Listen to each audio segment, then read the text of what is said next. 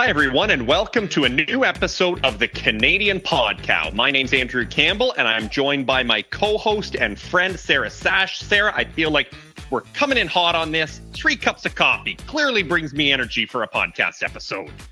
Absolutely. It feels like it's been a while, and we've been at this probably over a year now, and still all virtually. But, and this may be why I'm also excited, is I booked my plane ticket today to be in Ottawa for the annual policy conference that Dairy Farmers of Canada is putting on. And you're going to be there too, and we're going to do episodes in person soon. And we're bringing the fam jam, so you're going to get to meet Gene in person. Wait, Gene knows how to get on an airplane? He's going to try it. We're going to... This is like a big moment for the farm when both of you are coming to Ontario. Taking the children on a field trip to Ottawa and also a policy conference. Well, I was just going to say, so like, how do the kids get along at an annual policy conference? Are they there to vote? How is this going to go? I think they're going to be in the pool. We're going ahead of time for a bit. We're going to tour around, do the things, go to Parliament, and then for the policy conference, I think they'll be in the pool. So, yeah. Well, I know I'm going to be in the meeting room because we share this really popular opinion that policy is cool. So I'm actually really looking forward to it. Policy's cool and heifers are cool.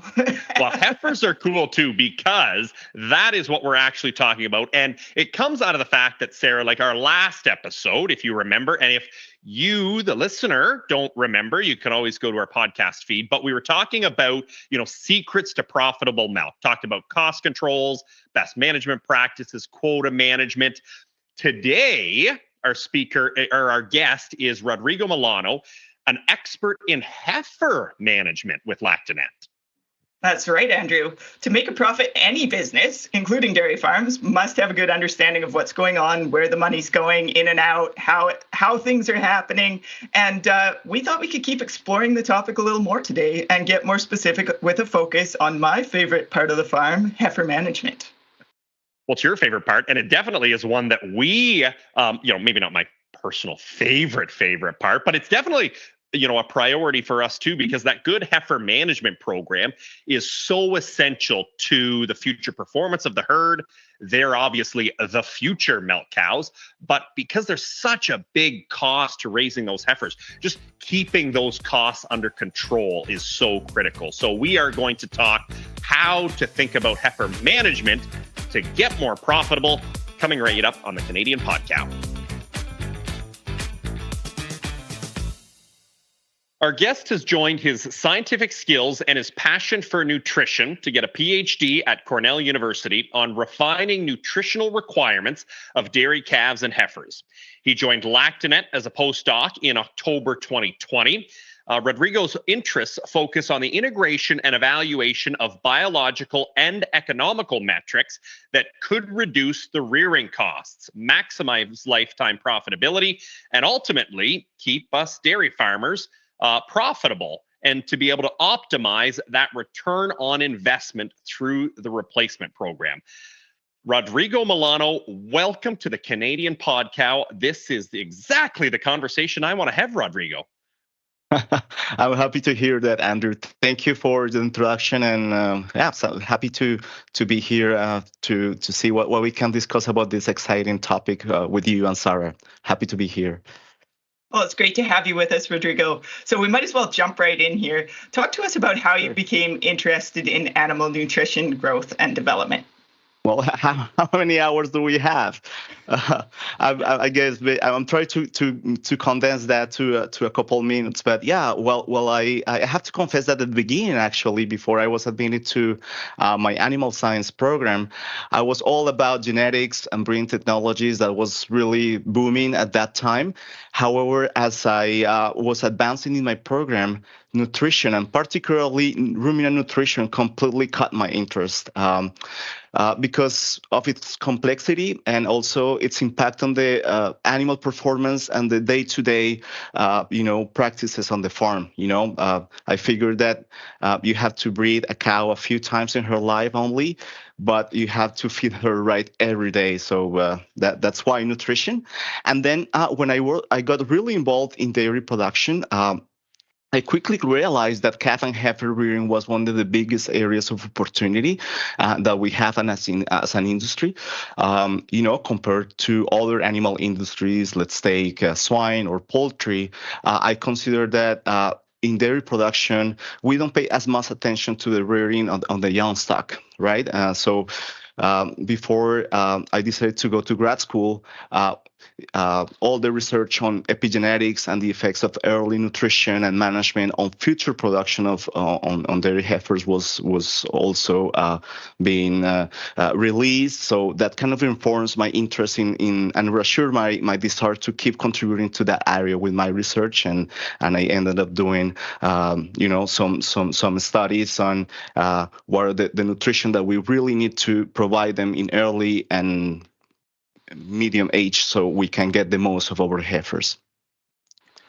Well, it's a great subject because I think, as you mentioned, before, the heifers are that, the heifer barn's almost the forgotten barn. It's the one that we don't focus because they're not the ones paying the bills. It's easy to focus on the milk cows. You kind of put them in the barn and you wait until they're old enough to breed, and then you'll wait until they calve. But I think the story of really what heifer management and what heifer inventory is today is really one of the subjects that you're going to be talking about, as Lactonet's hosting the workshop series on heifer management. The specific series, The Story Behind Your Heifer Inventory, which, I said this suits me because I think 12 months ago, we kind of had that realization like, whoa, we have too many heifers kicking around the barn. We need to do something. You hear the stories. I know that's one of the stories, but there's lots of stories to go with heifer inventory. This can't be a one-size-fits-all approach, I'm guessing. Correct. Yeah, exactly. You're completely right. There's as many stories as there are farms.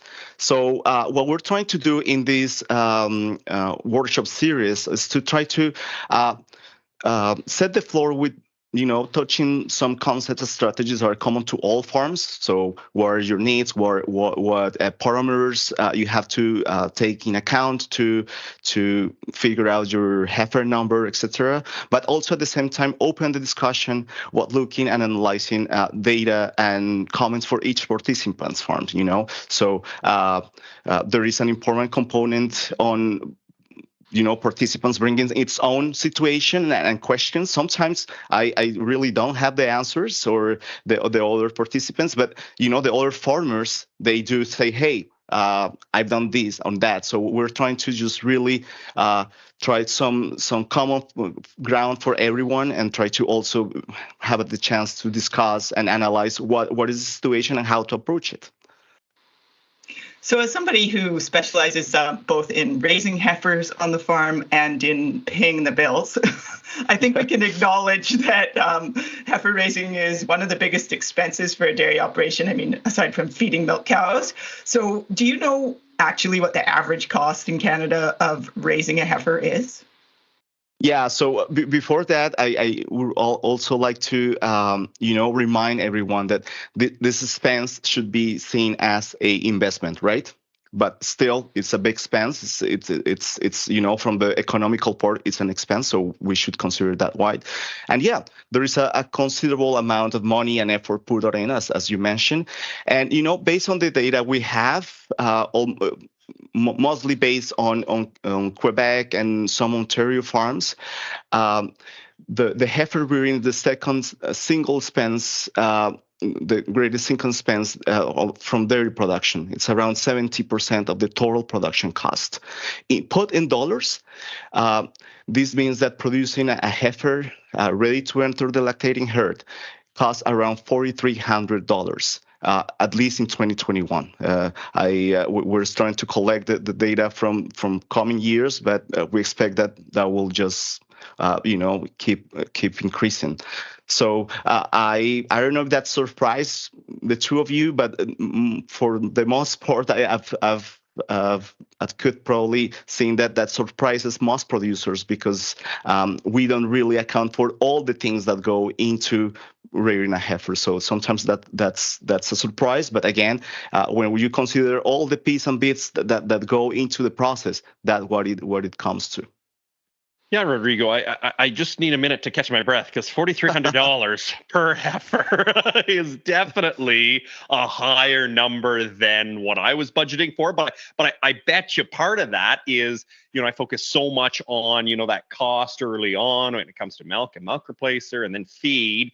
You probably don't account for as much as, the barn costs and the labor costs and all of that going for, up to 24 months of age. At the same time, where I'm thinking here is that, one of the, I don't want to use the word challenges, but for us, one of the benefits we've had is as we focus more on heifer, more survive, more are really healthy. They come out the other end. Right. So it comes to that, the importance of rearing, the importance of focusing on that.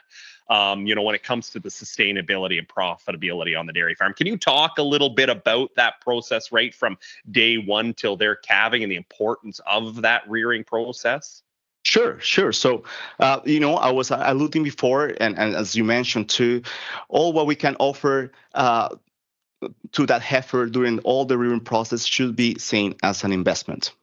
Of course, you could probably, as you said, add more colostrum, more milk, better environment, better air quality. Yeah, that's an expense, but long term, what we will have is heifers that grow better, that survive more, and hopefully they don't get any complication of health wise during their process.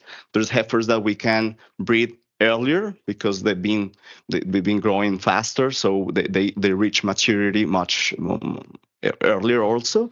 And by the end, we can have a heifer that can produce, mature heifer that can produce for a longer time, So we have in a big picture could be that. So we can in the profitability side, we're trying to make the right investments. Of course, we cannot just pour tons of money without thinking what are probably the first priorities in our farm, in our program, to have that heifer produce that heifer sooner in a shorter period of time, and that ultimately will produce more to us.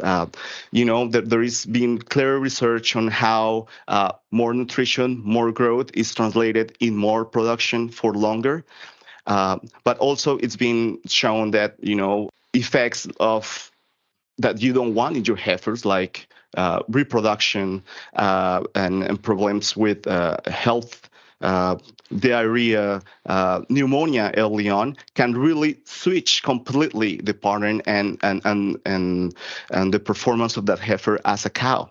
Can prevent them they have more risk of being cold early on, etc. So that's in a nutshell on the profitability side how it comes. And in terms of the sustainability of farms, something that we're also trying to discuss is the importance of the number of heifers that we have. As you said, there's unattended consequences of that. You have a fewer number, the right number that you need, so there is less overcrowding in your pens. So more space, better air quality, lower incidence of disease, but at the same time you have lower heifers getting in. And in our market, as Canadian market that we have, where we have a quota and a top of production, then that means that if we are not producing more heifers that we need, we can keep our cows longer, because if you have an extra heifer that you didn't really need, but she was born and you want to get rid of her, so you keep her. You invested the same amount that the others, but at the end you have to take a cow out because she's coming in, and that cow probably could have stayed 6 months, 1 year more, and can have paid herself and bring rentability to your farm. So in terms, rearing is really an area that it's really intertwined with the rest and has longer impacts that could snowball for you in a good or bad way. But I don't know, in a nutshell, I think that's how I will remind the points that rearing have on the overall profitability and sustainability of the farms. Well, I think you make a great point here that these, when you say they're replacements, these are the future of your dairy herd. And the better that you can do with them, the better things are going to go for you. But in terms of the numbers, all you have to do is open up your annual report that just came in the mail from Lactanet and look at what it costs for the animal to start paying back in the herd. And it's a pretty alarming number to some extent that basically she needs to arrive into her third lac to have covered these costs that we're talking about. Correct. So, having animals that are surplus that you maybe have to sell at a price less than this in advance is also not beneficial to profitability for the farm. So there's really a lot that goes in there. It pays to have the right number of heifers and to have those things be strong, solid animals that you want to have do well in your herd well into their third lactation. So what are the first things to consider? What would be the first question dairy farmers should ask themselves when they walk out into the barn and start to think, gee, maybe heifers is an area I should focus a little more of my time on?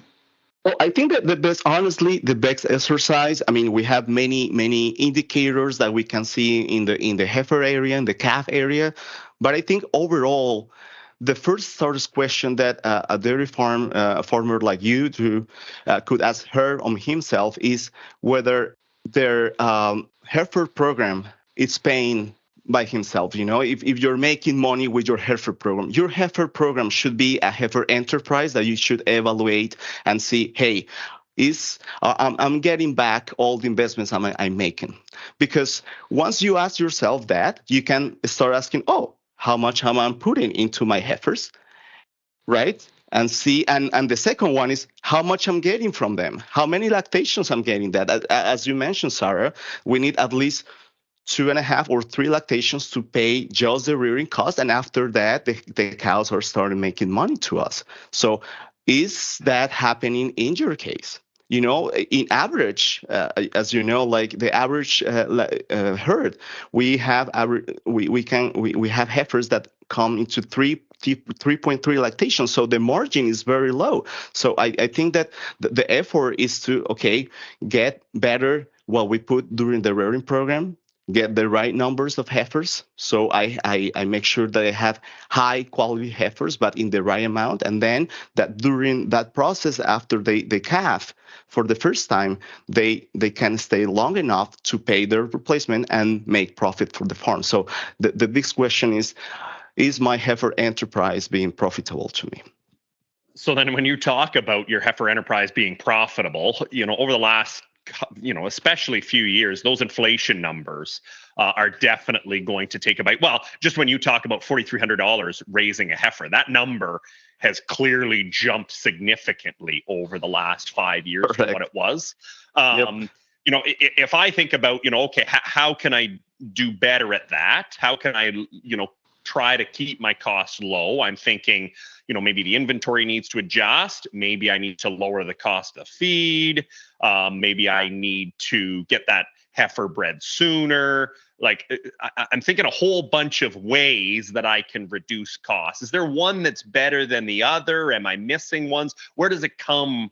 What are the priorities when it comes to trying to reduce those heifer enterprise costs? Well, I think that the first thing is to measure what you've done. Like, do establish, okay, what is my morbidity rate?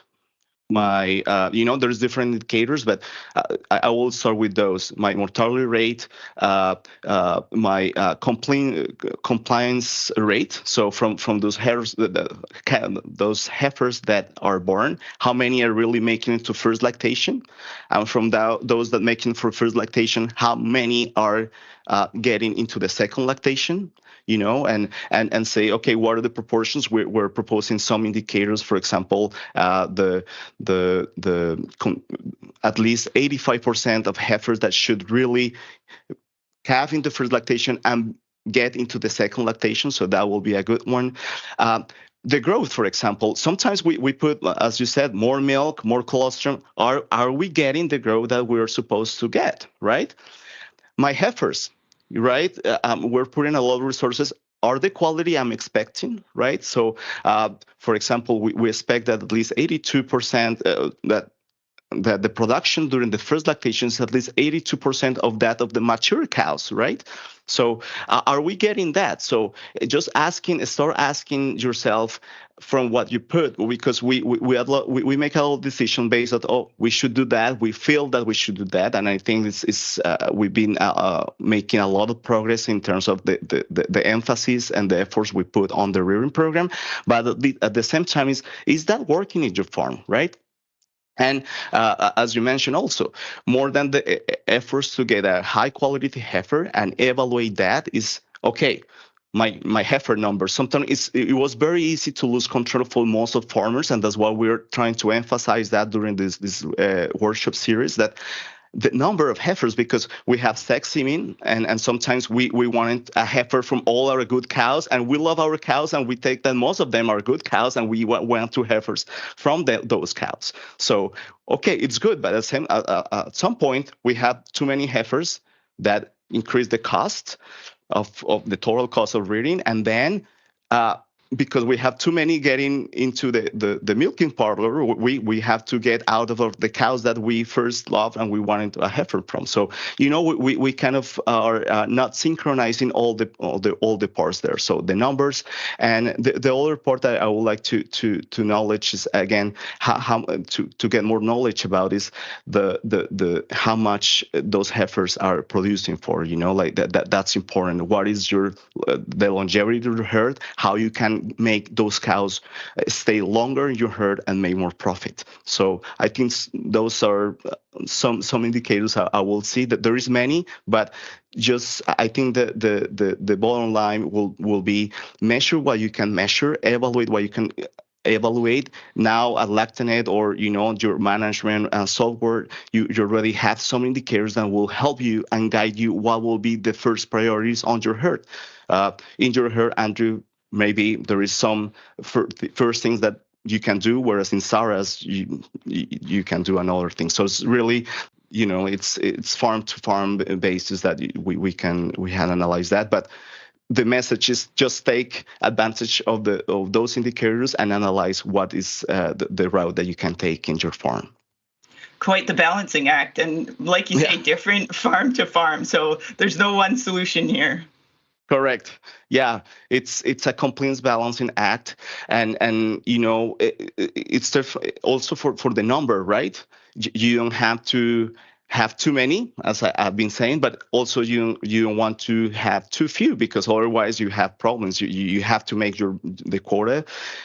You have to make sure that you don't have sick cows or cows that are problems. So you want to have a good number that will just support the right improvement of your herd, but that doesn't really hurt your economy or your budgeting by having just feeding too many animals that, they're important, but they are at the end a cost.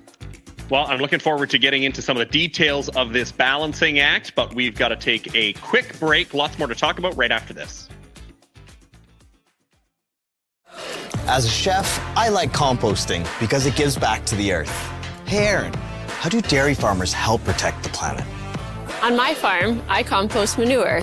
This helps reduce the carbon footprint of milk production. Plus, manure makes a richer soil, which can help grow crops. So it's like the circle of life. Yeah, we're working towards a more sustainable future. I'm in. Are you? I'm in. That's Dairy Farming Forward. Dairy Farmers of Canada. Net zero by 2050. And we're back with our guest, Rodrigo Milano, expert in heifer nutrition and management at Lactanet. Rodrigo, let's talk about genetics for a minute.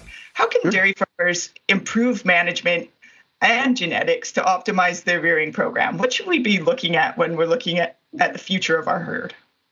I think, again, I can give a really general direction on that, but that really comes to the farm, again, the specific objective that it has. I don't know, between your farms, you may have some priority for increasing your bottle fat test or your fertility in the heifers, right? Or even like just the type, especially the two of you have robotic farms, so you may pay a greater attention than other farm that doesn't have automatic milking systems for types. So that really goes to first establish their objectives. What in my farm, what is the biggest improvement I want to do. I think butter fat, regardless where you or what kind of milking system you have, it's a big one. So probably establish a criteria on that, and then just use the different indices. We have different ones in Canada. We have the Pro Dollar. We have different others. But after that, help to classify your cows. And then probably use other more precise indexes or indicators for that. So again, establish what is your priority, identify what indices you're going to use, and use that for both your heifers, cows, and the sires. But as we talked about, Rodrigo, that it's great to have those priorities for the whole farm, but to breed every cow maybe to that top bull, I mean, for us, has led to just too many heifers. So then when you start to blend in, this inventory challenge with kind of the genetic progress you want, what are some breeding strategies that a farmer, can think through, or that you've just seen, in the industry? I mean, in the break, we were kind of talking about how Sarah's breeding strategy on her farm is different than mine when it comes to breeding beef crosses, when it comes to sex semen, when it comes to conventional. What are some of the options that a farmer can think about? Yeah, as you were saying, with the sex semen, we have probably an unintended consequences that is great for genetic advancement. You can almost assure that you can get a replacement from that cow, that heifer that you really want. But at the same time, we kind of lose control, and then we end up having too many heifers. But at the same time, we have other strategies, like, for example, our beef semen, right, coming from beef breeds, that can also you can also use in probably the cows that are not the best of your herd, and assure that you can not only have a replacement, or a heifer from that, so you don't have to decide where to keep it or not, because that's a hard decision to make. But also, in addition, that you can have a calf that has a high value in the market, right? So instead of getting $150 or $200 for that, you can get $350, $400, depending on the market or depending where you are. So I think that's using those three sources of semen: female sex semen of dairy, conventional dairy semen, and beef semen, even male sexed or just conventional beef semen. It's an important tool that could help us, as Sarah was saying before, balancing that act. In terms of the proportion, there is farmers so far that I've seen that they have intermediate approaches, because again, sometimes it's hard when you're using sex semen to probably put semen in a heifer that in theory is one of the la creme de la creme of your genetic pool. So they will use some proportion of sex semen, conventional, and the bottom, let's say 30 or 40% of with your beef semen. However, I think how we are trying to approach this is first, again, establishing your needs of heifers, and then from that trying to balance in, okay, what proportions, if I want to breed most of a good proportion of my cows and heifers with dairy semen, then you have to figure out what is the proportion of sex semen or conventional, if still conventional is in your rudder, and then the rest with beef semen. There is some, am I going to go to the extreme, as Sarah was pointing out, very progressive kind of or aggressive reproductive programs that are just saying, hey, this is my minimal amount of heifers that I need, so I'm really going to breed my top cows and heifers with sex semen, and the rest goes to beef. So that kind of maximizes, still ensures the evolution on the genetic side, and getting the control, the heifer inventory in control, and maximizing the calf value that we have as a beef. And I think here, and I'm going to probably tie it up this with the earlier questions you made, Andrew, in terms of sustainability. Yeah, we're in the dairy production business, but at the same time, we can use the capability that we have, cows, to produce a co-product that is a high value calf that could be really, put in value and advantage in our industry. And by doing that, just, decreasing our footprint and, making a better use of resources. So I think that's probably, putting all together how by paying attention on the genetics and selection types use, how we can put all together the heifer inventory, increase sustainability and rentability and profitability as well. That your income from selling those high value calves will really increase, and at the same time you're managing your heifer inventory, so you are not having over costs in that area. So that will be how I will suggest people to consider and use these tools to get to these objectives. These are a lot of streams of data you mentioned here. And you did touch briefly on classification as well. So when it comes to coming up with a selection plan, is that something that farms should look at kind of formalizing amongst their management team? Like, what is it that we're shooting for here? How do you capture all of these streams of data, layer in things that are more subjective like classification, and come up with a strategy for your operation? There is selection. There is in many parts of the process. The first, and I refer to selecting the heifers to breed, right? I think that was more your kind of question. So from my heifers, again, to classify them using either the conventional genetic indexes, or even if you want to genotype, that will really even give you further detail on what criteria you can use and evaluate your heifers. So based on that, you can just kind of organize and sort your heifers by that. Also, making sure, again, I probably make a parenthesis here, that making sure that they're at the right age and at right maturity. And we'll talk probably further about that.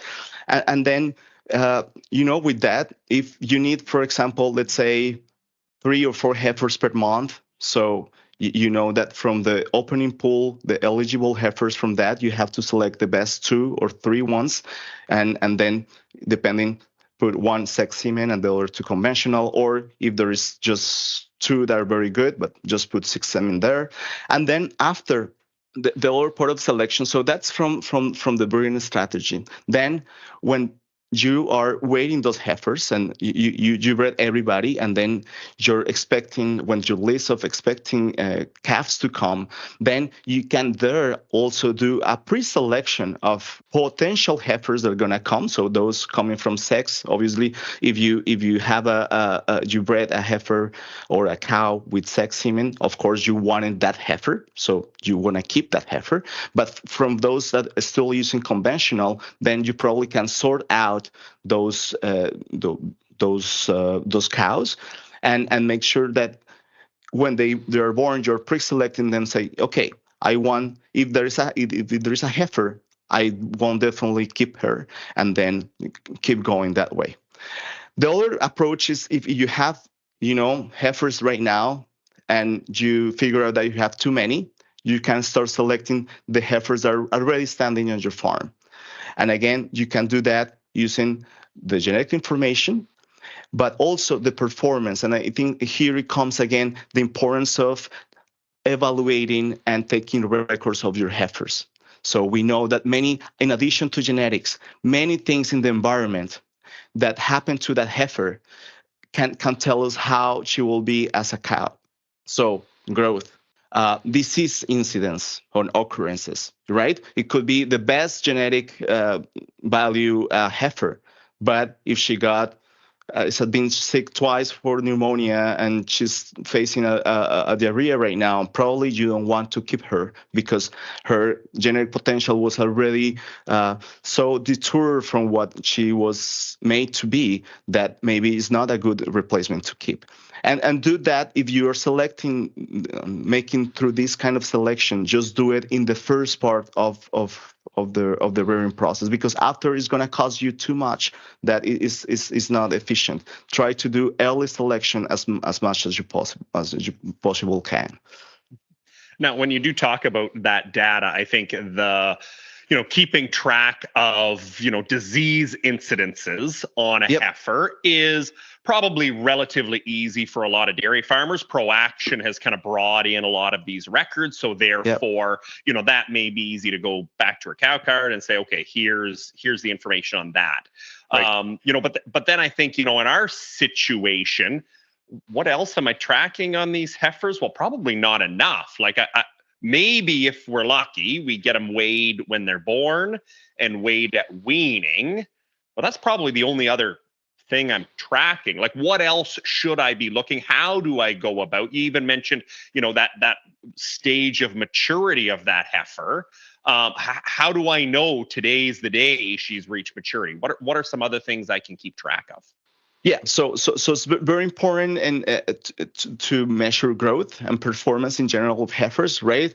Our cows were constantly follow them, monitoring them. We measure body condition score. We measure. We know how much milk and what composition is she making. However, we lose a little bit of track when it comes to heifers. So as you said, when we're talking about body weights, right? Very important, as you said.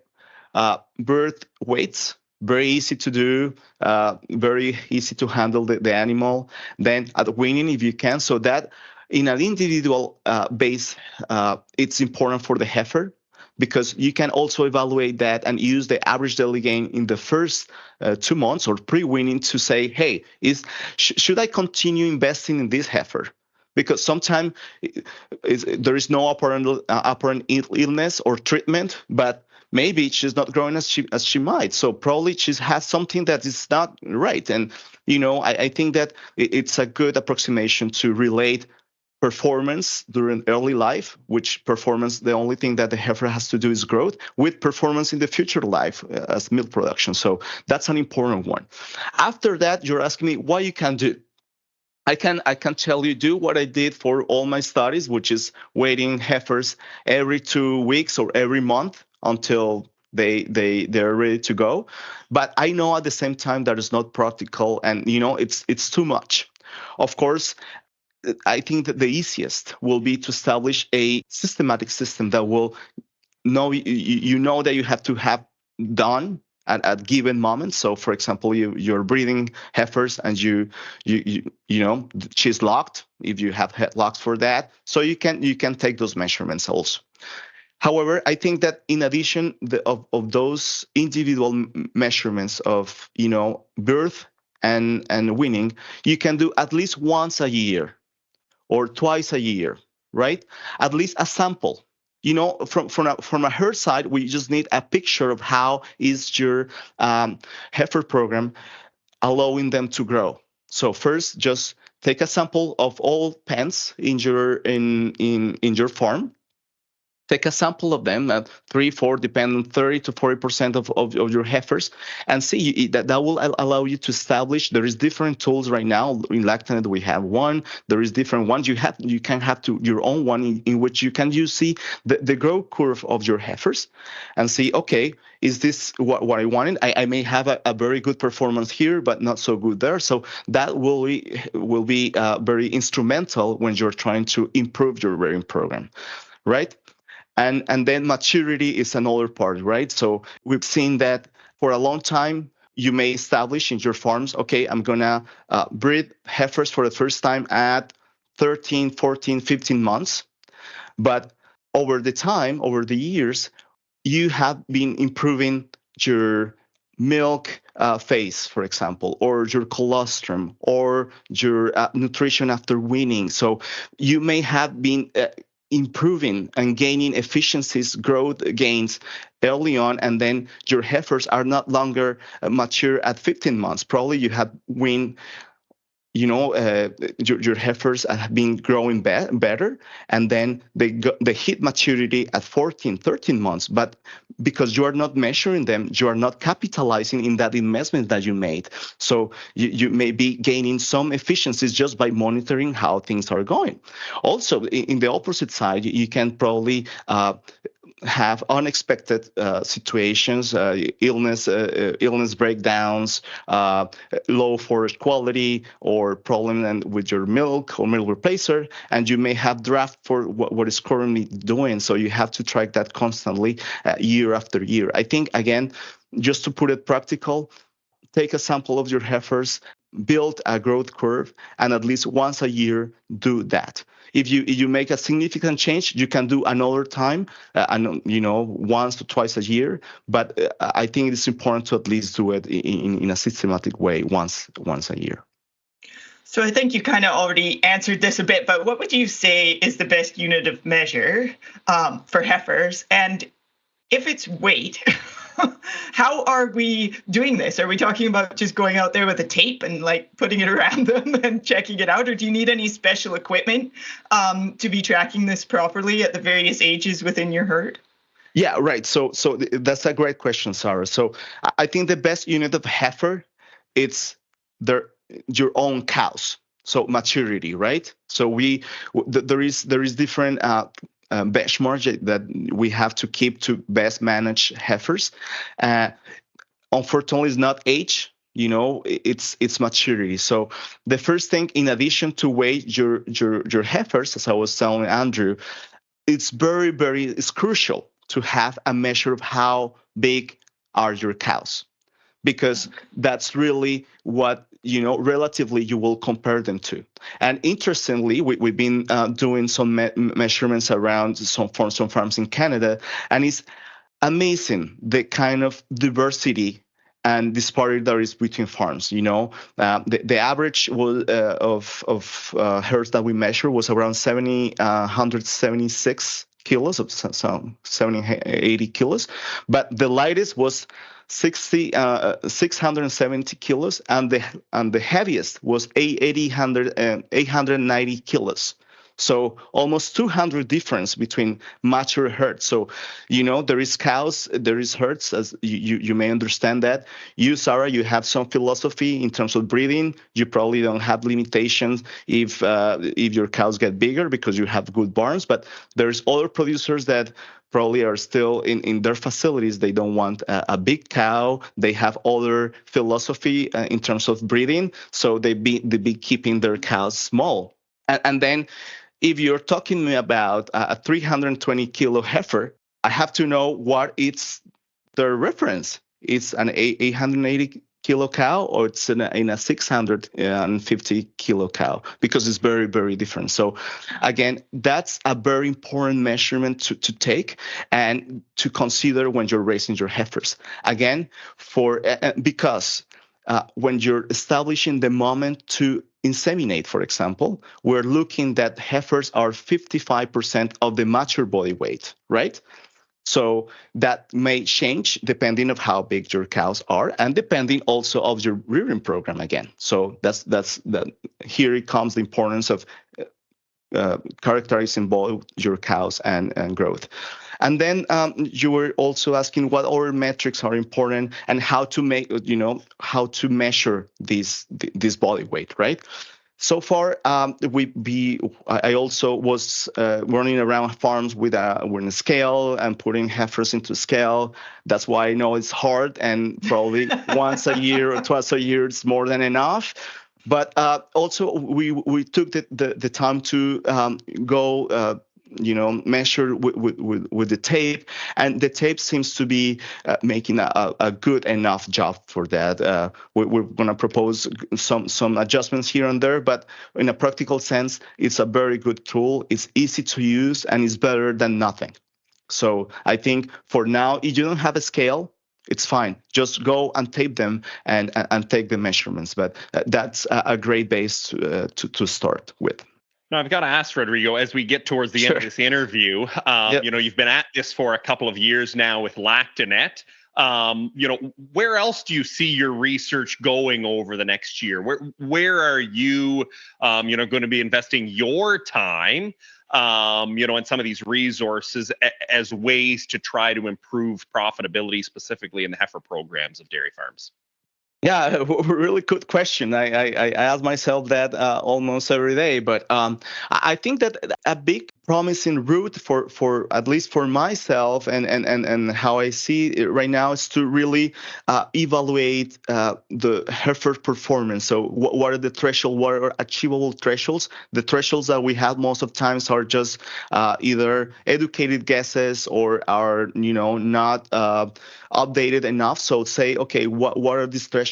What should be looking at? And at least as Lactanet, as we have some resources in terms of information, how we can turn those metrics into more proactive indicators that may help you or not. Say, okay, I'm not doing well, or here there is an opportunity and stuff like that. So using more of the data that we have for making decisions and helping the making decision process on farms. So that will be one of the ideal ones, is how we can evaluate, use that information to see where we can really take the most of our rearing programs, and probably making some easy ways to calculate rearing cost and lifetime profitability, for instance.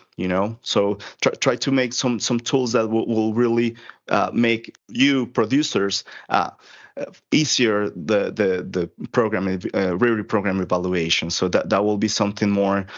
Probably it's not rocket science, but I think it's something that is really needed in our industry. So if we've piqued some interest in our listeners and they want to get a bit more into this and get involved in the workshops that Lactanet's got going on, how can they sign up for the story behind your heifer inventory? So there is. You can go right now, lactanet.com, and there is some. Will be some indication how to go to the workshop webpage, and then you can see the description of that. And if by hearing this podcast or reading what the information we had there, you can register. You just have to click the register icon. And then you can, see that there is different times for workshops both offered in French and English, in different time zones as well. So, and there is some even specifics to either robotics or organic production also. We're trying just to make more specific groups, and you can just pick the time that is suits you best and register for it. It's going to be just each workshop is about 2 hours long, and in there we go through the information, we discuss data, and at the end we hope that you go back home with some very useful strategies on how to improve your heifer program and manage your heifer inventory. Well, it's such an important subject, Rodrigo. Thanks so much for not only joining us today, which Sarah and I obviously appreciate, but for just doing the work and bringing such an important issue to the forefront of the dairy industry. Rodrigo Milano from Lactanet, thanks for joining the Canadian podcast.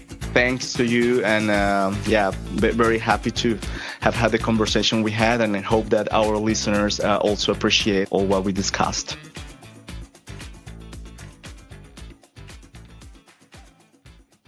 Well, Andrew, that was pretty interesting. I noticed you've got a sweet little heifer barn going there and all kinds of beauties running around. Are you feeling better equipped to manage these girls now?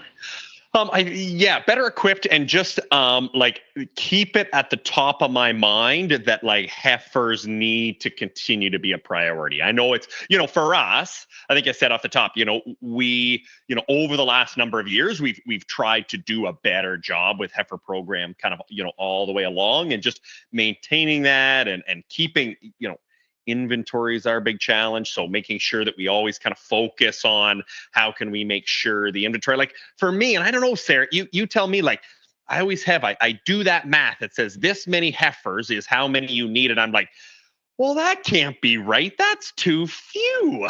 Do you ever struggle with that?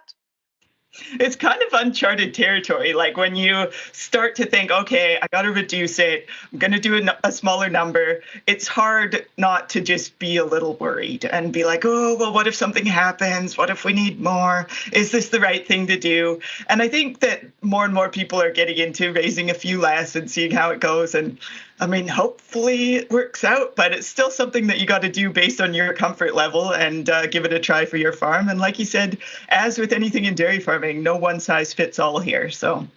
No, certainly not. But I think, well, one of the key takeaways from me definitely was that like $4,300, is what it takes to raise that heifer. And you mentioned, off the Lactanet, kind of annual survey. We got mine too. And, you look at, third lactation before that animal is actually profitable. Like this is where, as we find efficiencies, as dairy farmers, this is definitely one of the keys for us we're going to be looking at. It hits home a bit, too, when he's talking about incidences of disease. And if you're kind of in a curb season like we're in right now, and you've got a little calf in the barn that's just not doing great, and you've been doing some lines of treatment, it causes you to reflect a little on that and be like, you want to do the best, but at the same time, it's like, how is this going to turn out? So I think these things that he's mentioning about monitoring and growth and making sure that when a calf does have a setback at the start, that she really does recover or see how it's going in terms of how she's going to do in the herd when she's an older cow. Yeah, well, definitely. And the last point that I thought hit home for me was like, as dairy farmers, we think all of our cows are good. And that's definitely one challenge I have is like, well, I can't breed her beef too because she's nice, or she's pretty good. Like, no, you gotta sit down and look at the spreadsheet, not at her. That's what I've got to do better. Strategic management, Andrew. That's right, Sarah. Yeah, we love them all, that's for sure. So if you've got some questions or comments on this episode or suggestions for future episodes, please don't hesitate to reach out to us. We're on Facebook and Twitter. Just look for the Canadian Pod Cow. You can also write to us at podcast@canadianpodcow.ca. We're here for you, fellow producers, so let us know what you'd love to hear about. Yeah, we absolutely would love to hear about what you want to hear. And a big thanks to our guest, Rodrigo Milano of Lactanet. I hadn't met Rodrigo before. What a great guest to have. And a big thanks to our production team, too. We've got Bruce Sargent and Carl Ballanger. And, of course, our sponsor, the Dairy Farmers of Canada. Thanks for listening. If you like this podcast, you can also find all our past episodes on CanadianPodcow.ca. Until next time.